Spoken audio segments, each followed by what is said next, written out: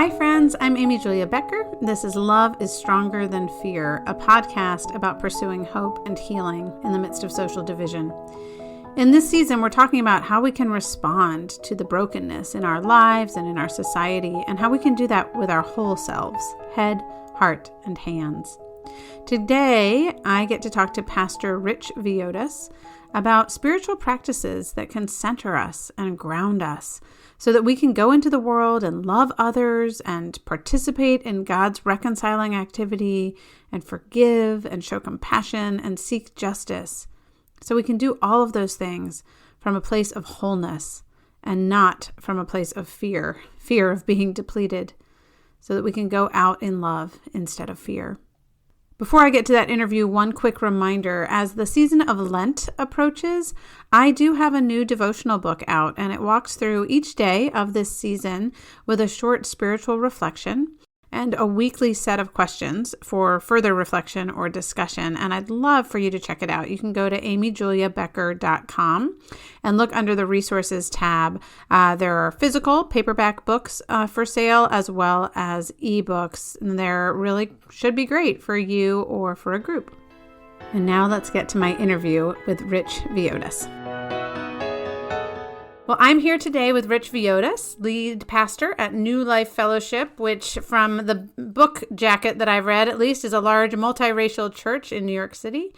He is also the author of The Deeply Formed Life. It is a wonderful book. I just had the great pleasure of reading it over the course of the last few weeks. Actually, I would probably advise reading it more slowly than I did, because it's rich and it is really applicable and deep. And I had to read it quickly enough to be able to do this interview, but I advise reading it slowly.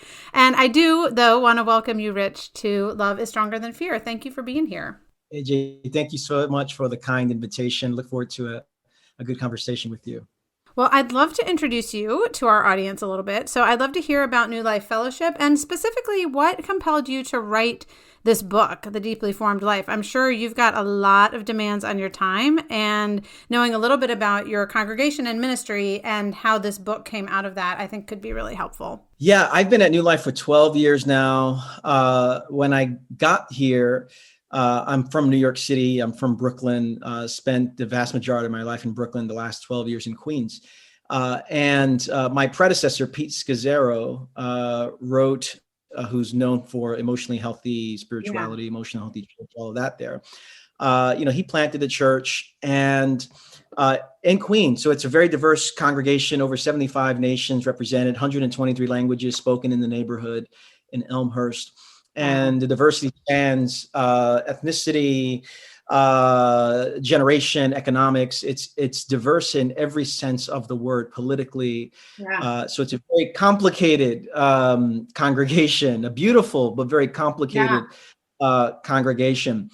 When I wrote this book, I wrote it really, number one, out of pastoral concern. The values that I write about 5 values, really are the values of our congregation. Okay. The difference is in my book, I wanted to use language that was a bit more accessible to people outside of our context. But I had too many conversations with people saying, can you tell me more about contemplative rhythms? Or what can how can I learn more about racial justice and reconciliation? Or tell me a little bit more about theology and spirituality and sexuality, and how do you hold these things together?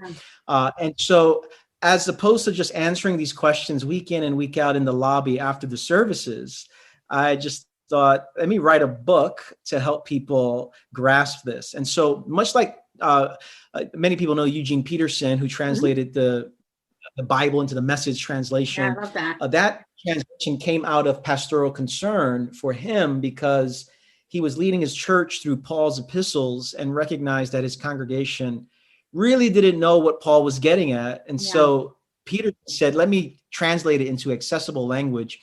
That's essentially what I've attempted to do. And then the other reason that I wrote it is because of the international nature of our context in our congregation. I thought whatever resonates here is going to resonate beyond our church as well, because of our diversity.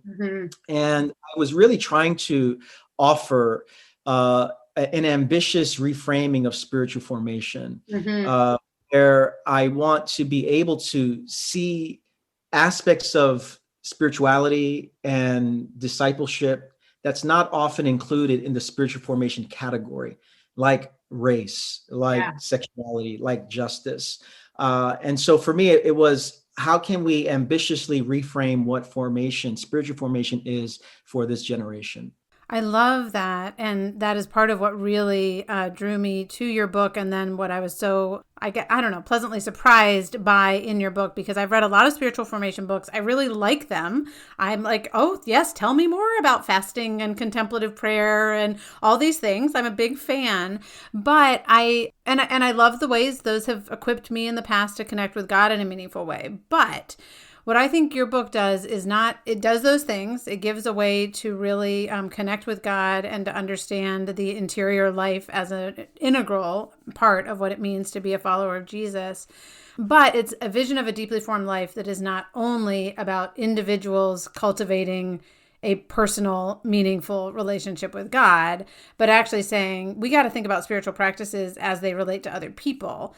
So you've mentioned some of the values and practices that you wrote about, but could you say why those 5 values and how they relate to each other in your mind, if you have a way that they relate to each other? Yeah, these values have been worked out in our context. So, for the listener, it's contemplative rhythms, racial reconciliation, interior examination, sexual wholeness, and missional presence.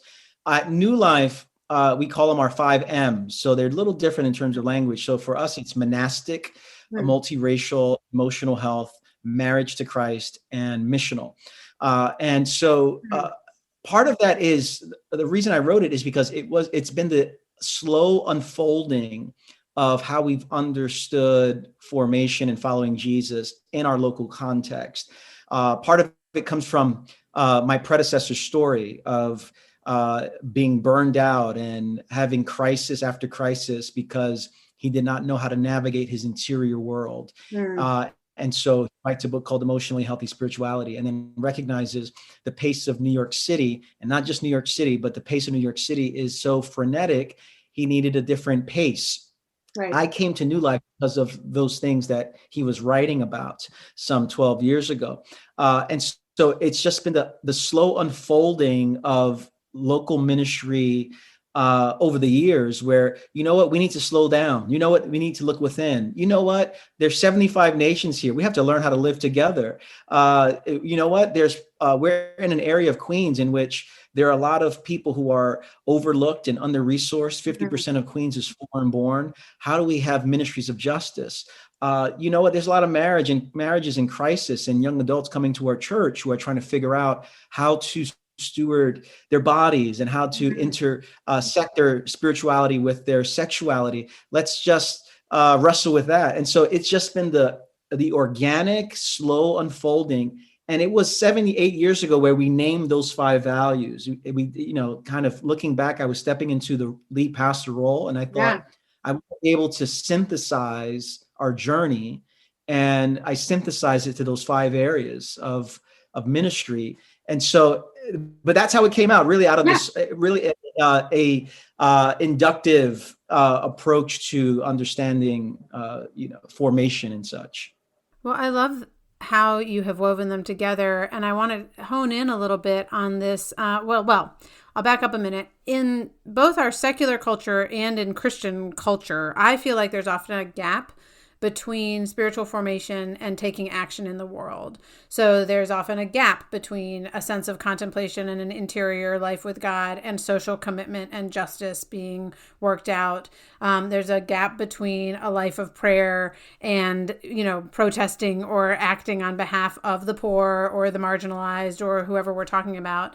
Whereas I think you are trying to really wed those things and demonstrate that there's it's not just that these exist side by side, but they're actually interrelated. So I was wondering if you could talk about that relationship between the inner spiritual life and the outward expression of that inward work with the Spirit.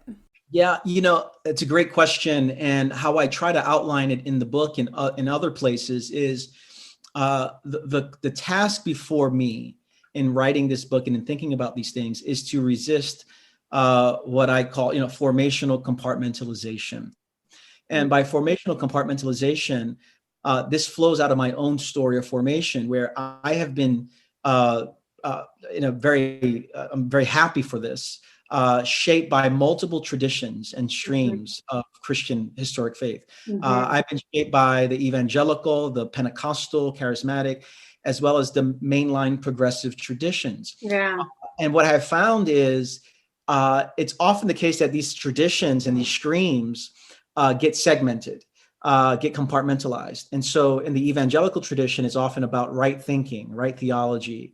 And the Pentecostal charismatic tradition is often about right experiences. Have you had a particular experience with God that that can be verified, something that's not just interior, but something that happens in the midst of the community. And then there's the right experiences. And then with the progressive kind of mainline, it's right action, right justice, right social engagement in the world. I've been shaped by all of these traditions. And for me, I was thinking, first of all, why do we need to segment them? Why not wrestle to hold these things tightly together? Because what I have seen in each tradition, when there is one emphasis over the other, is going to inevitably lead to a kind of burnout. It's going to lead to a kind of irrelevance. It's going to lead to a kind of duplicity, where there's right thinking, but not right interiority. There's right experiences, but we're not thinking about engagement in the world. Or there's right action, but we're not thinking about how do we love from a deeper place. Not just related to policies and such, but related to how we truly love neighbor as ourselves. So for me, I'm trying to resist all the formational compartmentalization that I see in our world, and saying we can take the best from these various streams and try to offer them up to God. And I see this in Jesus. I mean, Jesus is the model for us, where he has a robust life with God, with the Father in prayer. He's cultivating silence. He's cultivating interior examination. You can argue that after he gets baptized and goes into the wilderness for 40 days, he's being tempted by the evil one. And it's a moment of interiority, a moment of self-examination.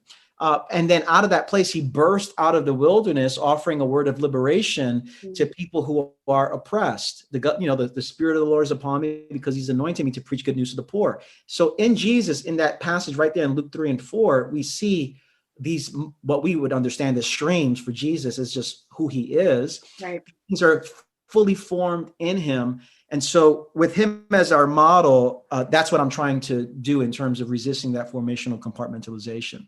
Yeah, that for me, I mentioned to you earlier when we were talking before that I wrote this book, White Picket Fences, which is a memoir.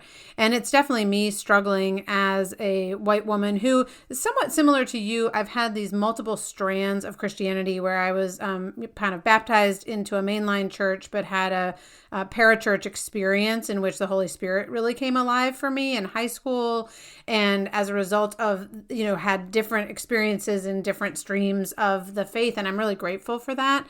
But when I was talking to people about addressing the social divisions we see, whether it's with race or class or political, all these different divisions, so many people said, okay, great, we can acknowledge that these are there, but what do I do? What do I do? What do I do? And I was really hesitant to say, go do this, because of both the experience of burnout, because of the sense of superiority that can come if I just go and help people out of my earnest Christian desire to do so, And so I started thinking about the head, the heart, and the hands, which is really what you just described when you were talking about the, kind of intellectual, word-based Protestantism and the experiential and the activism.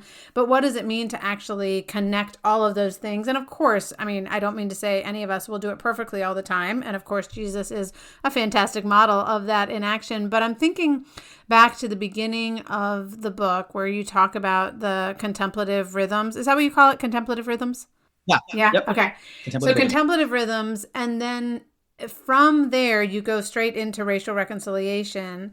And I just would love to hone in a little bit on that in the fast-paced world. And you do a wonderful job of being like, hey, guys, I am not in a monastery. Like, really, I live in Queens. There's a lot going on. There are cars honking outside. And I'm still going to be contemplating, I'm going to be having these rhythms of life. Can you talk a little bit about what those rhythms of life are for you and how that actually is part of that slowing down and that going inward can actually equip us to do the work that God has for us in the world? Yeah, I do it very painfully here in Queens. I'm 2 blocks away from Queens Boulevard, one of the more famous roads here in New York City, where, I mean, thousands of cars are passing by every day. And so for me, what I have focused my life in terms of contemplative rhythms have been a couple of things. Really, first of all, it is that regular weekly practice of keeping Sabbath. Yeah.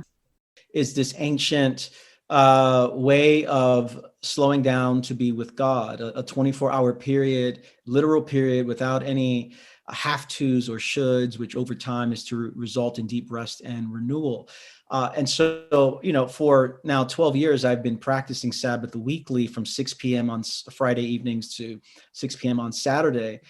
And it's quite liberating. It's very difficult at first, but it's quite liberating when you realize I'm not a human doing, I'm a human being. Yeah. And I can take an extra nap, or I can delight and cultivate things that bring me joy. And I can have a life outside of my work and my job, that my life doesn't revolve around my life as a pastor, that I can have a life outside of that. So Sabbath has been incredibly instrumental. The thing that's probably most instrumental in my daily life it is contemplative prayer. Okay. And I believe all kinds of prayers. I mean, intercessory prayer, petitionary prayer, all kinds of prayer, meditative prayer. Contemplative prayer for me has been the most important element for how I think about race, how I think about the interior life, how I think about justice. Number one, because I do think it's a commitment to a life with God that moves beyond transactionalism.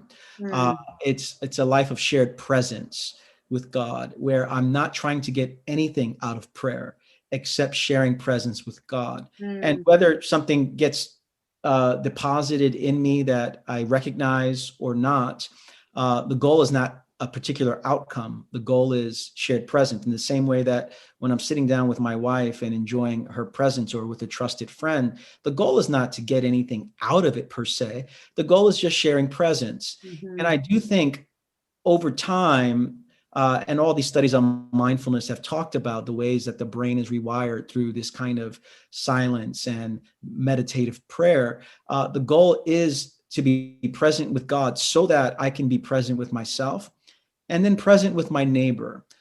And so for me, contemplative prayer serves as the foundation to be present with those who are difficult to love, to be present with those who I disagree with. I mean, next week, I have a couple of meetings with people from our congregation who see the world very differently than I do. Yeah. And they've asked for a meeting, and I don't want to have that meeting. I don't want to sit with them.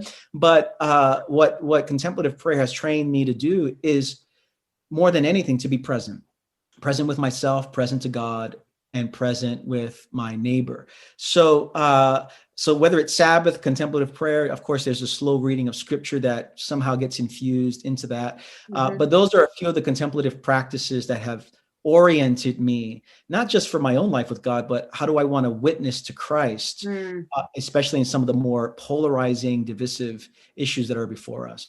And you give some great examples of that in the book. I'm thinking of a cab ride. This is actually in the missional section, I think, but where you're in a cab ride and a woman talks about how she's like spiritual but not religious and doesn't go to church anymore. And instead of being like, well, I'm a pastor, so let me tell you about Jesus and invite you to the next service, you just asked questions and listened and really trusted God to care for her, rather than feeling like, okay, I've got 10 minutes and I can be present to you. That's all I've got, but I can do that. I loved that example. But I want to pause for a minute, knowing that some listeners may hear the words contemplative prayer and not really know what that means, especially in comparison to other types of prayer.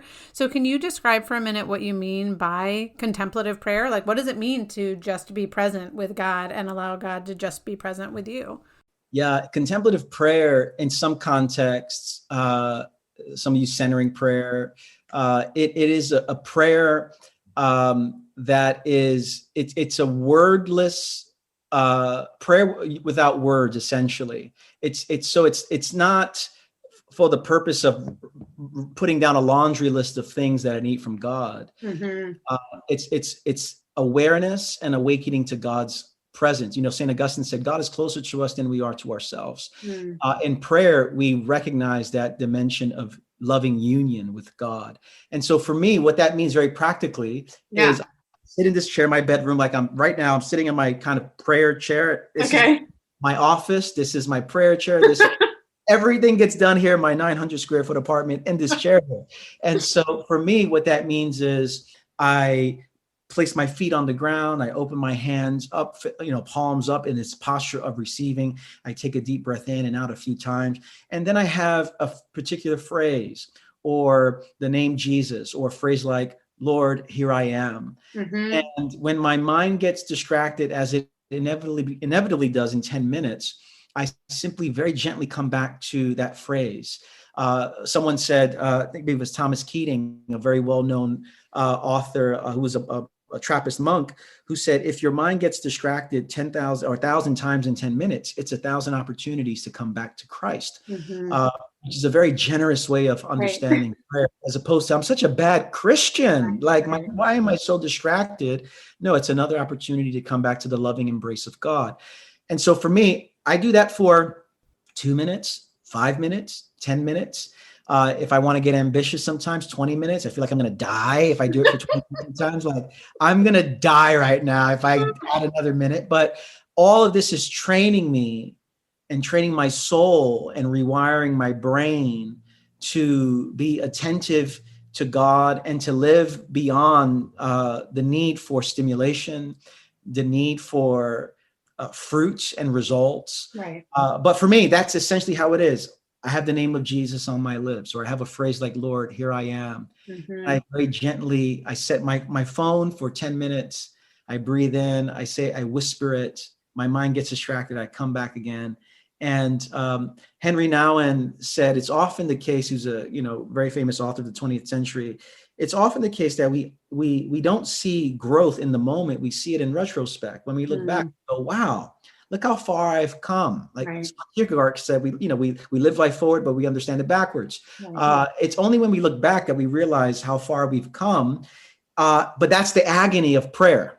I don't see fruit in the moment. And I think I need to be okay with that. So, but that's for me, the very simple practice of a contemplative prayer. Thank you. I think that's really helpful. And I have only maybe the past 5 years been introduced to that practice of contemplative prayer. And I've similarly found that it's like years into it and I'm still distracted all the time. And yet, learning how to be gracious and to trust in God's graciousness. And as you said, to see that in the moment, I don't see much of what is happening that's changing me, but I do when I look back over those years. So, I want to pivot. Actually, you just mentioned having some members of your own congregation who disagree with you and want to come and talk. And you mentioned in the book just having like every, if you've got a political spectrum, you've got the full array, and you've spoken somewhat to why that would be true in your context. And I know there are lots of pastors, there are lots of Christians, there are lots of lay leaders, there are lots of just families that are experiencing those types of divisions right now in their own households, or, certainly if it was like an extended family.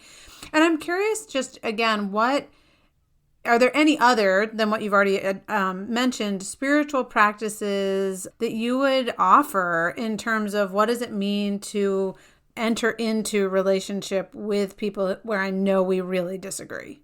Yeah, there's a few that come to mind. One is not so much a spiritual practice as it is a way of seeing the world. And I draw a lot out of family systems theory. It's just an area of interest for me over the years. And as a pastor, I have found it's one of the most important, I think, disciplines for the particular moment that we find ourselves in. And one of and you could argue that the goal of family systems theory, or the telos, the end to which we want to be growing into, is a life growing in self-differentiation. And self-differentiation is, for me, how I try to explain it and translate it is, it's the process of staying close to myself and staying close to others in times of high anxiety, resisting the polar opposite pull of cutting people off or being enmeshed in them.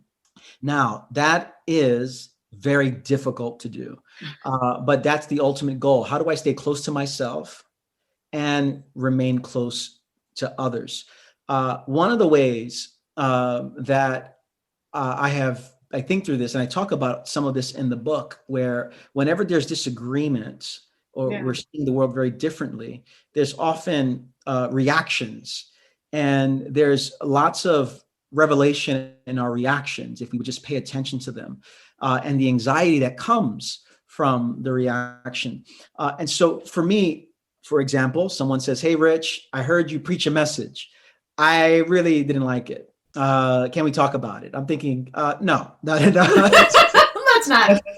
That's what I'm thinking. That's the first response that comes to my mind. But because I'm trying to walk in the Jesus way, after I say no to myself and go no way, and I turn the laptop off, 2 hours later, I open it up again, take a deep breath and go, I guess we can meet, Now, in that moment, before we've even met, I've already come to lots of conclusions, and there's lots of reactions inside of me.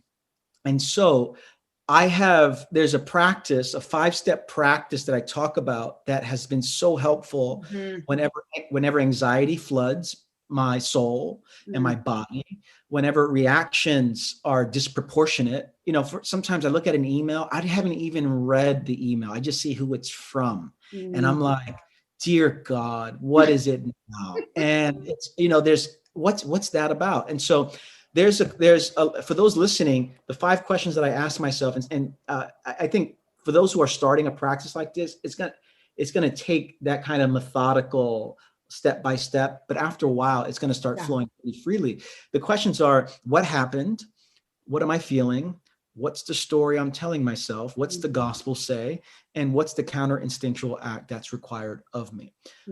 So very simply, I'll just play this out, how this happens on a weekly basis with me. So this is, as a pastor of a big church, more, Puff Daddy said, more money, more problems. It's more people, more problems. And so he clearly was not a pastor, Puff Daddy. But it's more people, more problems. So this is a weekly experience for me where I get an email, let's just say, of criticism or disagreement, which happened 3 times last week. And what happened? Received an email of critique from someone in our congregation who I respect, or who has lots of relational power in our congregation. What am I feeling?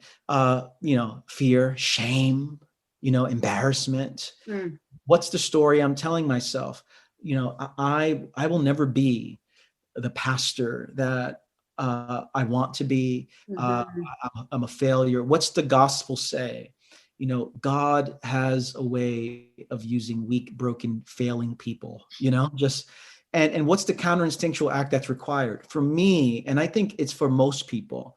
The counterinstinctual act for most people is to just look within and internalize it and try to now resolve the issue alone, resolve it. And what's happened for me is that's often the place where I go, internal. I'm obsessing about it, but there is something really powerful about externalizing and naming it to someone else. In good Christian practice, historically, I think this is the practice of confession, where Christians for centuries have held on to, that we need to confess, not just our sins, that's typically but confessing our anxieties, confessing our troubles, our worries. When I confess that and externalize that, especially to my wife, or to the group of pastors that I meet with once a month, or to a therapist that I meet with seasonally, there is, besides it being cathartic, it really, I'm encountered with my frailty, but in that frailty, God encounters me in fresh ways. So in light of all the divisions and anxiety that's being produced politically, racially, theologically, that's been a very important process. And what it does is essentially helps me to navigate my anxiety in a way that moves me beyond freezing or fleeing or just wanting to fight others. Right. Yeah. Well, so somewhat related to that, so you are in a multi-ethnic church and a multi-ethnic just neighborhood and area of the country. And in your final section, I want to read one. This is about being called to mission outside the church walls. And you talk about the practice of justice and write, practicing justice becomes a possibility when we are present to God and in close proximity to the vulnerable among us. So I'm thinking about people like me, live out in the country and actually, I think there's probably in small towns more proximity to vulnerability than there might be in some suburban centers, just because with more people, you can live in an even more homogeneous way. But certainly, I live in a very white context, and lots of people in our country do live in contexts that are much more homogenous than yours.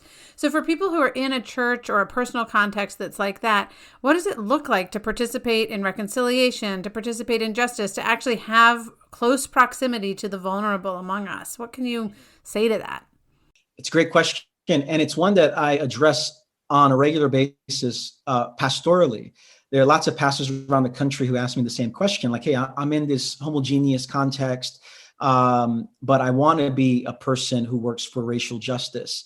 But there are no Asian people among me, or there are no Black people among me, no Hispanic people among me. How do I do it? And I think it's still possible. First of all, I think what I tell pastors is, who are you allowing to speak into your life? What are the stories that you're opening yourself to? And so even in the books that we read, the music we listen to, the stories that we come across, I think there is moving close to someone isn't necessarily of physical proximity. Sometimes it's emotional proximity. Sometimes it's narrative proximity. I'm trying to understand someone's story. In the simple act of reading and about history of slavery, history of Jim Crow, history of segregation. I mean, and opening ourselves up to that painful historic racial reality. There's proximity, there's empathy that's taking place, so that when an issue comes to the fore, you're going, this comes out of a particular context. So it's often the case that people think physical proximity, and I think by all means, I'm for the physical proximity, but we all know what it's like to have physical proximity, but still be emotionally distant. The proximity before us is, how can I open myself up to the stories, to the fears, to the values, to the beauty of people who don't look like me? And there's a myriad of ways that can come through. And especially in a world of Zoom that we're in right now, this virtual world that we're in, we can open ourselves up to that kind of proximity in new ways that we didn't envision in the past. But proximity is more than just physical. I think at the core of it, it's emotional and spiritual. And folks who are in these monocultural, homogeneous contexts can still move in that direction. Yeah, I think the idea of narrative proximity. I've never heard those words put together. I love that. And I've never said it. This is the first time. Wow, look at you. You coined a great phrase. I really like that. And what I'm also struck by is just when we do expand, as you said, you've got diversity in your church that's not just about multi-ethnic people, but whether it's age or gender or income or disability, but and that is true in any social situation. There are people who are hurting and who are vulnerable. And so what does it mean to have eyes to see those people and to move towards them in love, at least as a beginning of being equipped by God to participate in healing, I think. But I really like narrative proximity. But I wanted to close by just asking you, as I mentioned, the purpose of this podcast is to talk about how we as individuals can participate in healing social divisions in a holistic way. So with our heads, our hearts, and our hands. And I think you do a great job in this book of offering practical ways to incorporate all those aspects of ourselves as we relate to God and to people around us. But so as you think about specifically social healing, all the things that divide us and participating in the work that God is already doing in the world, are there any spiritual practices that you would say are essential for people who really want to participate in social healing, which might be a repetition of what we've already said or adding something new? But I just wanted to end in that sense of like, okay, if you're someone who really cares about this, here are a couple things to really consider as far as being equipped by the Spirit to be a part of a work of healing in the world. This is actually a good summary of what I'm trying to aim for with my second book here in terms of healing the various divisions that are before us. I think I could express it in this story here. There's a congregant some years ago who was just giving me a hard time. I mean, he saw the world very differently than I did, came from a very different culture, context. And he sent some pretty rough emails, and I was just triggered by him every time I saw him, every conversation we had. And I remember my predecessor at the point, Pete Scazzaro, he said to me, I was just lamenting about a conversation I need to have with him. And he said, do you know this guy, he's experienced some significant trauma. And let me talk about the trauma he's experienced. And he started going into detail about the horrific trauma that he's experienced. Now, of course, I wouldn't know this, but this level of what it did for me in that moment was to recognize there are so many wounded people in the world. Now there's people that you could chalk up and say, well, that's an evil person. That person that's wicked. That's a wicked Proverbs, wicked person there. There's so many wounded, traumatized people in the world. And when I heard his story and his background, I came to that meeting with a new set of eyes to see the fear beneath the surface, the hurt beneath the surface. And then I began to recognize my own woundedness and the ways that I've been traumatized and the defensiveness that I put up because of fear. I think if we're going to heal our social divisions, there are many different ways and many different layers here. But I do think it begins by seeing the woundedness of every person. Yeah. Jean Vanier, who sadly many people know, he had some significant missteps of abuse. Yeah. I'll just bring his name up because Stanley Hauerwas wrote a book called Living Gently in a Violent World. And I'll just give this for the sake of illustration, where he was talking about Vanier's ways that he sees people. Yeah. Hauerwas says when he sees an enemy to be conquered, Vanier sees a wound that needs to be healed. Right. And I do think that the essence of that truth is, I believe, how Christians can participate in the renewal of the world. We can see people as enemies to be conquered, or see wounds that need to be healed. And that's hard. That's a cruciform way of living. It's painful. It's slow. But I do think if we recognize our own woundedness and start the conversations from that point, we can make more progress than we think. Well, and it seems to me, I just was thinking, I read a book recently where they just pointed out the root word of hospital and hospitality, obviously being the same. And like the place where you come to get well, the hospital, is the place of welcome and of the banquet, right? Of being able to come and be welcomed as who you are. And I've just been thinking about that relationship, which I think speaks to what you were just saying there. But there is a sense of, there's that saying, hurt people. And I don't think that we are the healers. So saying heal people is a little too trite. But there is a sense of if we have experienced the love of God that has begun a healing work in our lives, we are so much more equipped to actually be able to see the woundedness of other people and bring a taste, at least, or an offering of that same type of healing, perhaps through practices of hospitality, and certainly of justice in the world. And I'm not in any way saying we shouldn't be, signing petitions to change legislation or things like that. But there is a sense of that relational care and welcome that is really transformative for whole communities and really our whole society, I believe. So thank you for writing a book that I think helps us to at least start moving in that direction of healing and of hope. I really, really appreciated your time, really appreciated your words, and I look forward to the next book. Yeah, we'll see what happens there.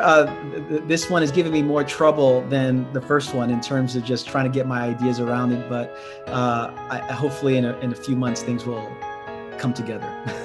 Yeah, well, good luck with that. I know how that goes. And yeah, I'm really grateful for your time today. Thanks, AJ. Good to be with you. Thanks so much for listening to Love is Stronger Than Fear. I'm really grateful that you're here. And as always, I'd love for other people to benefit from the ideas and practices that came up in this conversation. So that's on you. If you have a chance to share this podcast, to rate it, to review it, to let other people know about it, that would be a huge help in spreading the word and in spreading the love.